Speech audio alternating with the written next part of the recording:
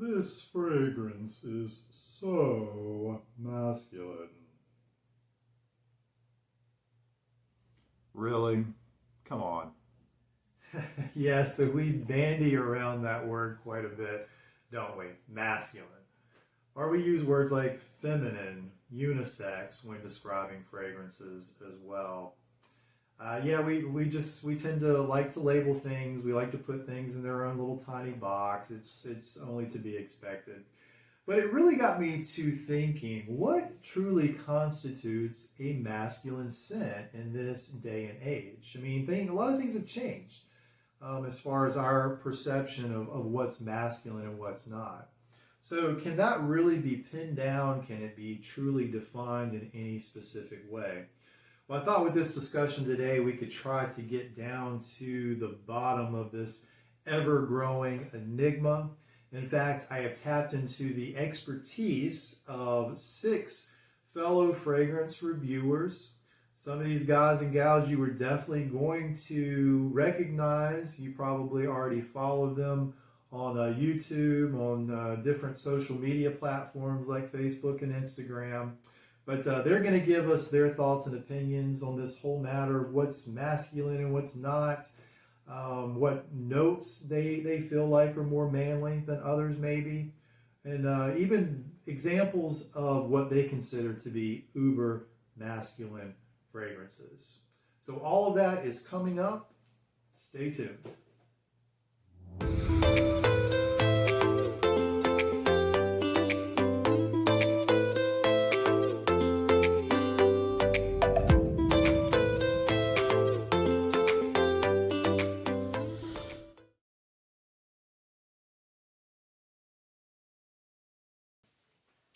Hey, this is Nick, and welcome back to the channel.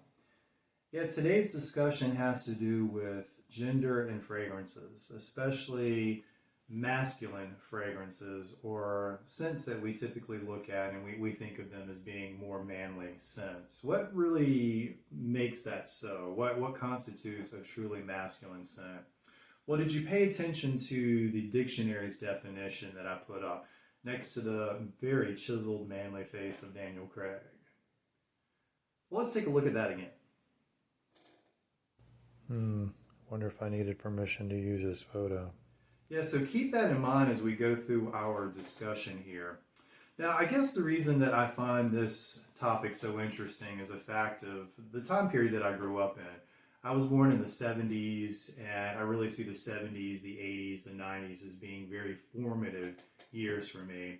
And it was also the time that we all could take notice of a gradual shift, a change in the way that our culture in general looked or defined masculinity, or what it means to be masculine. And that was truly reflected in fragrances as well. I remember growing up looking at the fragrances that my dad wore or other men of his generation.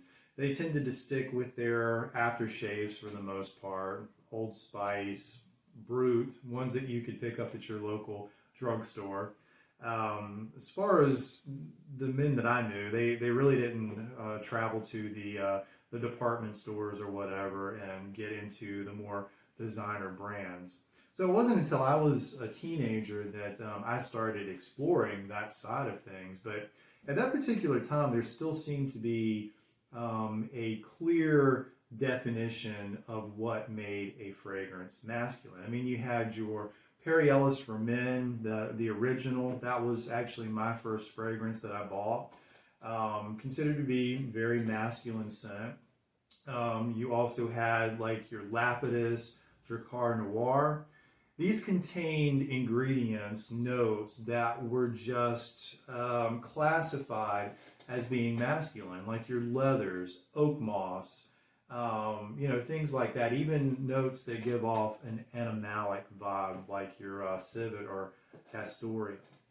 And then I can definitely remember when things started changing, at least as far as my perspective went.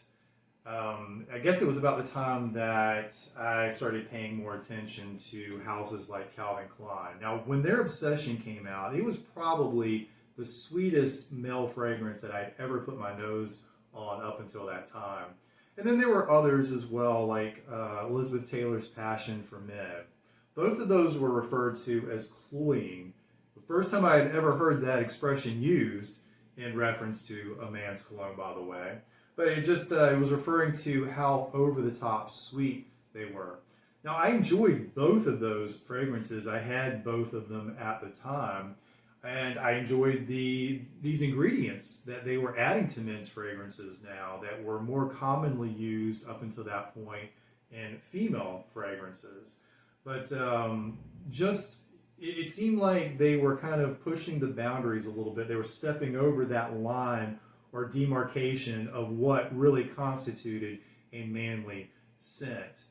And so I guess it was about that time that, that we just noticed this gradual evolution, you could say, that really has allowed us guys to slowly assimilate into what is now considered more unisex scents. Or even with some of us, we like to rock our frags that are marketed exclusively to females. I know personally I love like YSL Black Opium. I love Dolce & Gabbana, The Only One. I wear both of those and I really enjoy them. We can even see a difference in the marketing of men's fragrances now, can't we? So let's do a side-by-side comparison. I thought that would be interesting. We're going to compare a good old Brute ad from the 1970s with a more modern ad for Spice Bomb. Take a look at this. So, I mean, the men here look very different, don't they? On the one side with the Brute, you have this middle-aged, burly, hairy guy with the eye patch and the cigar hanging out of his mouth. But then the Spice Bomb ad, you've got this much younger, very fit, manscaped guy. So yeah, a huge difference there, really. So when I'm doing a review or I'm trying to describe a fragrance and I use the word masculine, yeah, typically I'm referring to a fragrance that falls into that category of being heavy on the leather, oak moss, woody notes, things of that nature. But truly for me anymore, it's all about a fragrance that smells confident. A scent that can truly inspire confidence. That to me is the definition of masculine. And that's why I would put fragrances like Dior Eau Sauvage and Valentino Uomo Intense side by side as being the epitome of masculine fragrances, in my opinion. I mean, two very different fragrances, no doubt, but yet they have the same effect on your psyche. Now, going back to the dictionary's definition of masculine, it referred to aggression. Well, aggression certainly has nothing to do at all with what we're talking about here. But yet, a guy who walks into a room wearing either one of these scents, and it makes him feel good about himself, it boosts his self-esteem, that's going to come across in his demeanor, that's going to come across in the way that he carries himself. That's masculine. That's attractive. And that's what females are going to find attractive about a man or about how he smells. But to be honest, even though I don't really see gender in fragrance so much anymore, I do tend to think that there are certain ingredients, certain notes that are more masculine than others. In addition to the ones that we've already mentioned, like leather, oak moss, and depending on how they're used and to what extent in the fragrance, there's notes like tobacco, cannabis. I think that those usually come across a little bit more masculine. Some great examples of fragrances that use those. California Blues by Alexandra Fragrances. This is their take on Mason Margiela's Jazz Club. Very sweet, smoky tobacco. Very nice scent. Another one of those that when I wear it, it really boosts my confidence. I feel really good wearing it. The same with Robert Graham's Fortitude. Same type of fragrance. This goes into slightly more boozy territory, kind of very similar to Bentley for Men Intense. And then Yeah, like that cannabis note in Nasamato's Black Afghano. Ones like that. To me, they come off very overpowering, and not saying that a female could not pull those off, but it would take a special kind of female, one that truly exhibited a lot of confidence to be able to wear one of those. But I thought it would be cool to get a few other opinions on this subject. So I reached out to some fellow reviewers, as I mentioned at the outset, to kind of get their take on what they consider to be masculine fragrances or notes that tend to be a little bit more masculine, or even how they feel like that a guy should smell. And just to be balanced, to kind of have a balanced perspective here, I did reach out to 3 males and 3 females, because it's only right that we should hear both sides, right? And I was especially interested to hear what the females were going to say. So let's take a look at this. All right, so let's get started. We're going to go through these in the order in which I talk to each reviewer. And we're going to start with Ollie's mom. Now, have you checked out her channel yet? She's putting out some really unique content. In fact, her latest video was about fragrances fitting personalities. And I must say, she's got a great personality. I really enjoy watching her videos. She comes across very nicely in them. And I really enjoy what she's putting out. But as far as her comments about this whole subject of masculinity, let's pull her up here.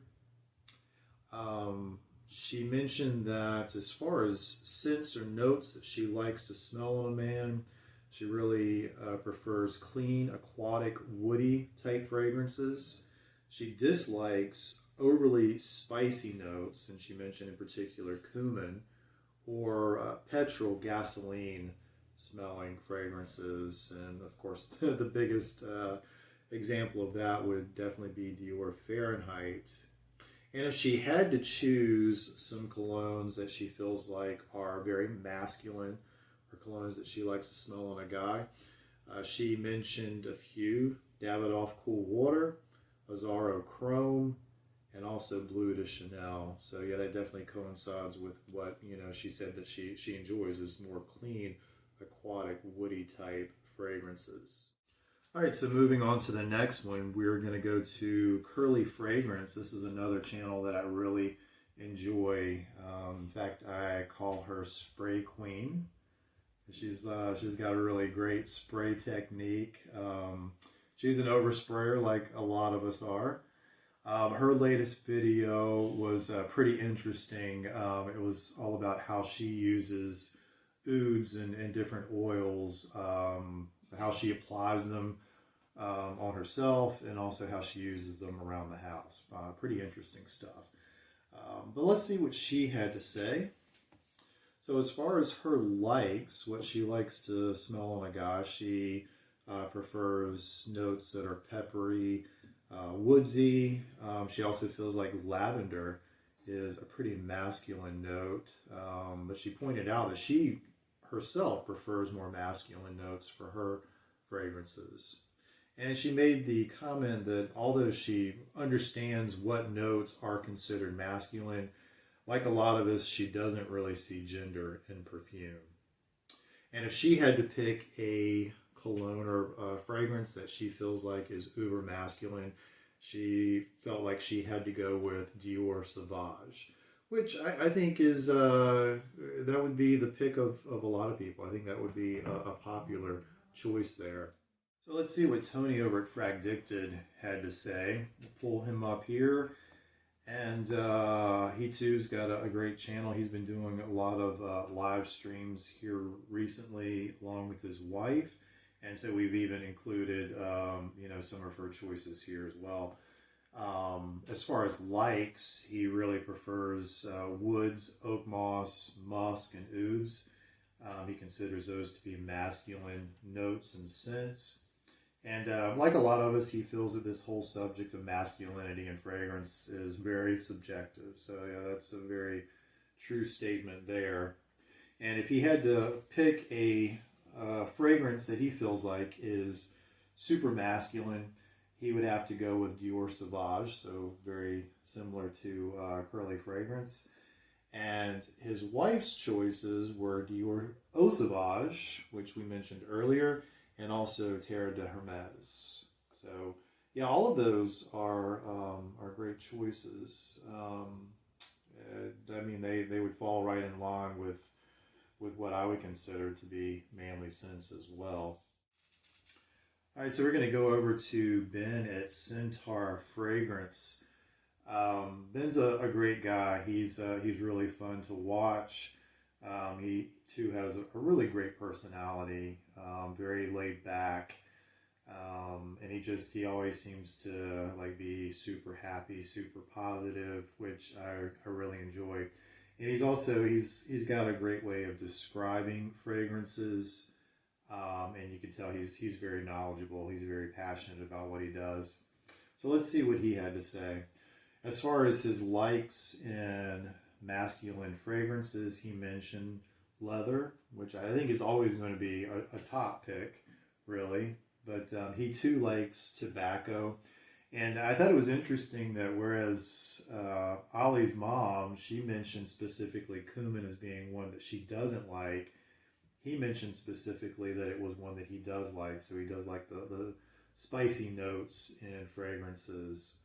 And he mentioned as well, he doesn't see notes as being just one gender. He would describe a masculine scent as dark, rich, vibrant, with a sharpness or energy behind it. Whereas he considers feminine scents, they can be the same, but they are just usually more soft, well-rounded, and even delicate. His colognes of choice, as far as being, an uber masculine scent, he would pick Dior Fahrenheit. So again, opposite of Ollie's mom. And he also mentioned Drakkar Noir as being, a good classic manly scent as well. And how about Luke is Poe?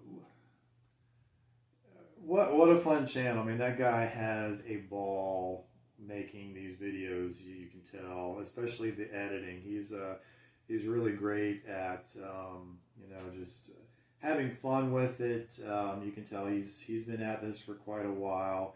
He too has a great way of describing fragrances. He tends to have like little stories associated with things as well. So I really enjoy his channel. He's bringing something very fresh to the fragrance community, I believe. He's doing what I can't do. I just don't have that amount of energy or maybe even imagination to put out content like that. So kudos to him. So let's see what he had to say. His choices as far as what he likes in a masculine scent. Again, leathers. He likes his aromatic fougères. Feels really that anything can be carried off in a masculine way. I guess, depends on the person, right? How confident they are in what they're wearing, or maybe how confident they are, they're inspired to be by what they're wearing.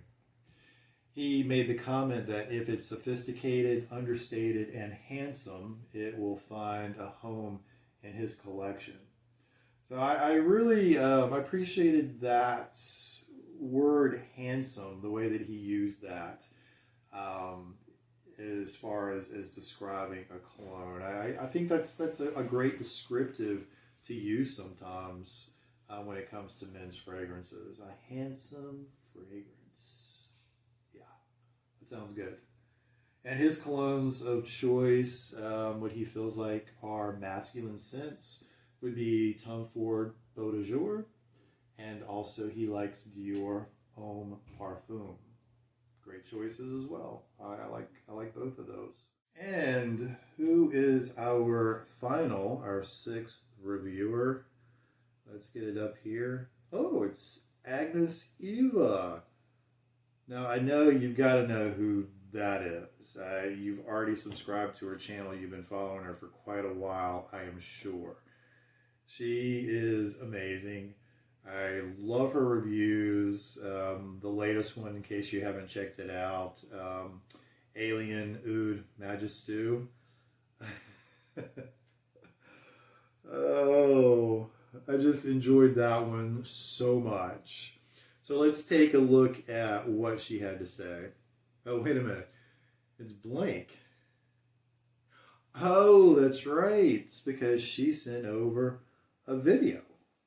So let's take a look.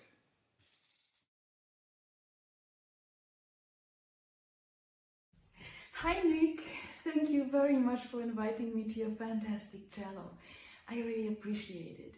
So, how should a man smell like to me?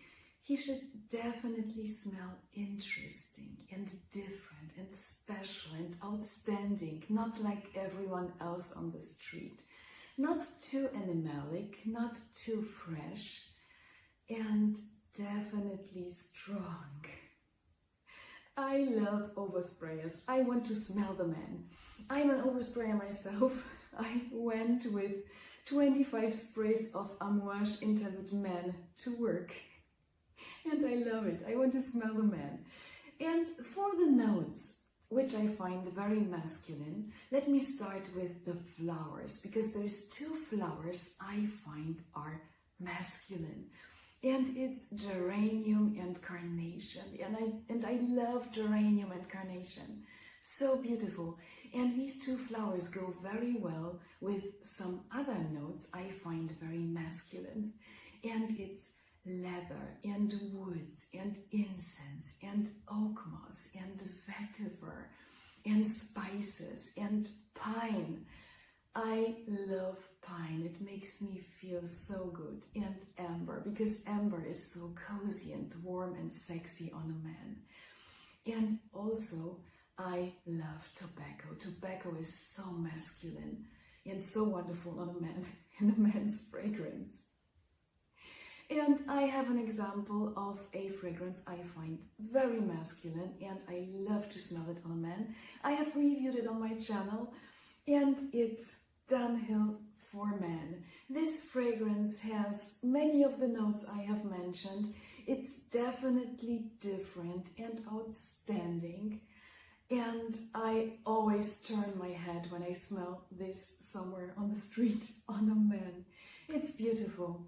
It's wonderfully made, it's wonderfully blended, and really something special. And it's not expensive. Dunhill for Men. So thank you for inviting me. I hope you like my answers to your questions. And see you soon. Dunhill for Men, great choice. I've got that one in my collection. And you hear what she said, guys. Make sure you overspray. So I think we can definitely agree that this subject is very, very subjective. Just like our taste in colognes and perfumes vary from person to person, so are our opinions about what is masculine, what is feminine, what is unisex, and it just goes on and on. And guess what? That's exactly the way that it should be. And that's what makes things interesting. That's what makes this whole hobby interesting, is the variety. And that's what I really enjoyed about putting together this video, is that each person that I talked to had something different to say. They had a different take on it. And truly, it's that variety, I think, that a lot of us enjoy about being a part of the fragrance community. It's what kind of drew us to it, and is probably what keeps us here, besides just our love of fragrances. But I think a good way to sum all of this up is to share a comment that I came across from actor Vincent D'Onofrio. He was quoted as saying, "To me, the definition of masculinity, and femininity too, is being able to lay in your own skin comfortably." And I think that is a very true statement. Well, I hope that you have enjoyed this video half as much as I have enjoyed putting it together. If you have enjoyed the content, please take the time to like, share, subscribe, and comment. I'd love to know your thoughts on this subject. Is there a fragrance that that you feel like is the epitome of a masculine, manly fragrance? Let me know. And of course, a huge shout out to the reviewers that helped with this, that participated. I just so appreciate it. The fact that you took time out of your busy schedules to message back and forth with me over Facebook and Instagram. You sent me audio clips, you sent me video, and I appreciate it so much. I think it added a lot to this video and to the whole discussion in general. So once again, I appreciate it. And just in case you haven't checked out the reviewers that were included in this video, I'm going to put their information down below. I mean, I don't know why you wouldn't have checked them out by this point, because they're just so great at what they do. They're putting out some amazing content. But yeah, if you haven't already, head on over to their channels and check them out. That will do it for this video. Until the next one, see ya.